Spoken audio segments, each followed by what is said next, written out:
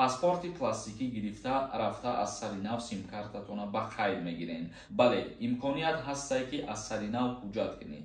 Тақрибан 12-13 рӯз шид ки конкурси ма рафтесай дар каналам. ҳурмат мекунам ҳамихели одаморо ки оила як каси дигара, падар модар як каси дигара уважат мекунад. Ассалому алайкум ба ҳама тамошобинони барномаҳои Сорбон Сафаров. Тамошобинони азиз, ҳатман дар видео лайк бимонед ва то охирша тамошо кунед. Дар ҳамиҷа як чиза ба ҳаматон тавсия метиҳам. Агар занҳое ки хонашинанд ва мехоҳанд ки даромади моҳонаи худша дошта бошанд, пас рақамҳое ки дар рӯи экран ҳаст дар ватсапаш муроҷиат кунед, бинависонед.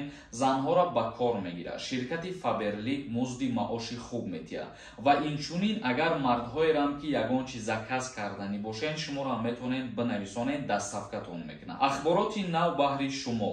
Вазорати корҳои дохилии ҷумҳурии Тоҷикистон гуфт, муҳлати сабти дубораи симкортҳо ба поён мерасад. 15 феврал муҳлати тамдидшудаи сабтиномии симкортҳо бо шиносномаи нав, яъне ки пластикӣ, ба итмом мерасад. Чӣ хеле ки медонед, соли гузашта ба ҳамаи шаҳрвандони ҷумҳурии Тоҷикистон муҳлат додагӣ буданд ки дар муддати 1 сол бо шиносномаи нав аз сари нав ба қайд бигиред. Яъне ҳар як шаҳрванди ҷумҳурии Тоҷикистон бояд рафта ба компанияҳои симкартаҳои худаш муроҷиат кунад ва бо шиносномаи пластикӣ симкарташа аз сари нав ба қайд бигирад. Гуфта мешавад ки соли гузашта бо қабули як қарори ҳукумати ҷумҳурии Тоҷикистон муҳлати сабти дубораи симкортҳоро то 15 феврали 2023 дароз карда буданд. Дар эълони Вазорати корҳои дохилии ҷумҳурии Тоҷикистон ки рӯзи 5 январ нашр шуд, ба афроде ки симкартаҳояшон бо шиносномаи намунаи соли 1996 сабт шудааст, таъкид шудааст ки таъҷилан шиносномаро иваз ва симкортро дубора сабти ном кунанд. Яъне ки паспортҳои пешина агар доштагӣ бошед, ӯ паспорта алиш мекунед, паспорти пластикӣ гирифта рафта аз сари нав симкартатона ба қайд мегиред. Ногуфта намона, ин муҳлат то 15 феврали ҳамин сол мебошад, аллакай ба анҷом мерасад. Гуфта мешавад ки агар шаҳрванд симкарташа бо шиносномаи пластикӣ аз сари нав ба қайд нагирад, 15 феврал ки бигзарад, симкартаҳоро хомӯш мекунанд. Тамошобинони азиз, ин буд як ахбороти муҳим ба маълумоти ҳамаи шумо расонидам. Акнун ба қисми хондани комментарияҳо мегзарам. То охири видеоро тамошо кунед то ба саволҳои худтон ҷавоб бигиред. Дар ҳамиҷа оиди конкурсе ки дар канали ма рафтесай камтарак суҳбат мекунам. Бисёри нафарҳо савол метиҳанд ки рӯзи финал каяй? Ҳамаш аз шумо вобастагӣ дорад. Шумо як ҳаракати дигар кунед, агар як донаи билет бихаред, мо финала аниқ мекунем.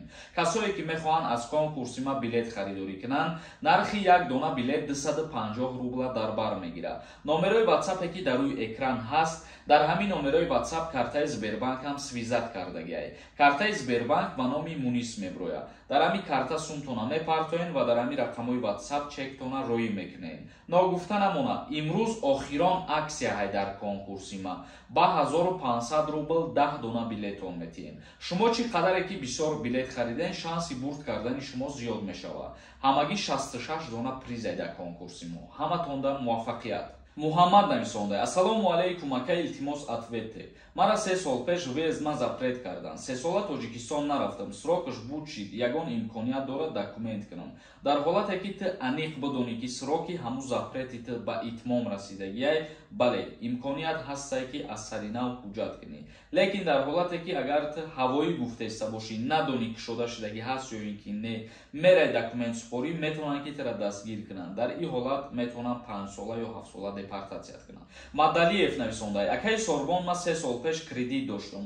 Ҳозир боша РВП дорам. Тоҷикистон равон бозгашта омада метавонам. Бале, дар ҳолате ки кредитота сари вақт споридесай ва ҳуҷҷати РВП рам ки дошта бошӣ, ту метавонӣ ба ҷумҳурии Тоҷикистон биёй, боз сафар кунӣ. Бачаи тоҷик нависонда: салом ака, ма 1500 рубл партофтам. 3 ҳафта шудааст ки на билет метиҳанд, на ҷавоб метиҳанд. Кида муроҷиат кунем? Бародари азиз, хоҳиш мекунам ки сухани дурӯғ нанависон. Дар иҷа конкурси мора худша 3 ҳафта нашидай оли сар шавиша.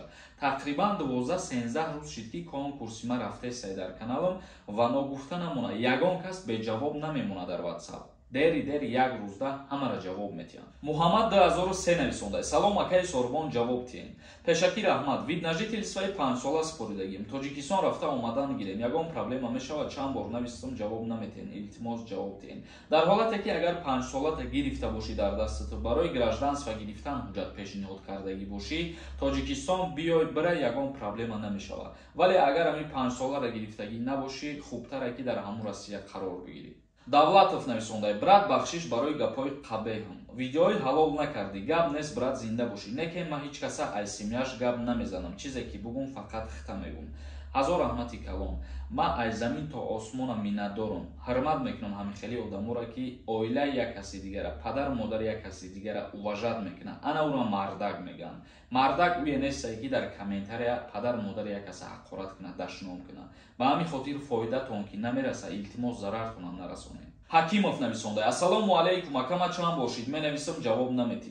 Ман дар паспортом печати фалшивка задагим. Агар граница бирам, биём патент кунам, мешавад, мара депорт намекунанд. Агар ки ту дар паспортат печати фалшивӣ дошта бошӣ, мутобиқи қонунгузории Федератсияи Русия барои ғайриқонунӣ убур кардани марз дар кодекси ҷиноиш як модда пешбинӣ шудагиаст ва метавонанд то 9 моҳ аз озодӣ маҳрум кунанд барои печати фалшивӣ. Ба ҳамин хотир бо эҳтиёт бошед. Мирзозода нависонда: ассалому алайкум ака, дар Сургут нархи патент дар соли 2023 7055 рубл қарор қабул шуд.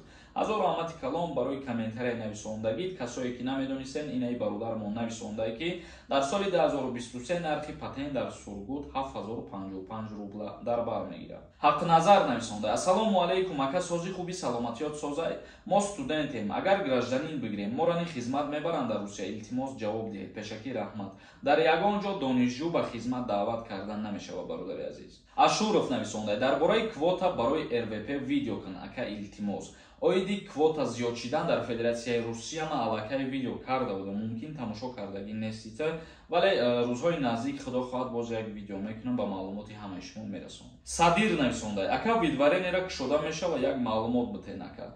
Дар ҳолате ки шаҳрванди хориҷӣ дар Федератсияи Русия бе регистратсия дастгириш мекунанд ё ки регистратсияш фалшивияй, дар ҳамин ҳолат метавонанд видварения кунанд. Вале агар беасос видварения кардагӣ бошанд, шумо доказат карда битонед, дар ҳамин ҳолат мешавад ки муроҷиат кунед, мақсад ба ҳамун суде ки қарор бировардагиаст, аз сари нав тафтиш кунанд ва видваренияро кушода кунанд. Вале агар дар ҳақиқат ба гуноҳу ба нарушения видварения кардагӣ бошанд, ин ягон роҳи кушода кардан надорад.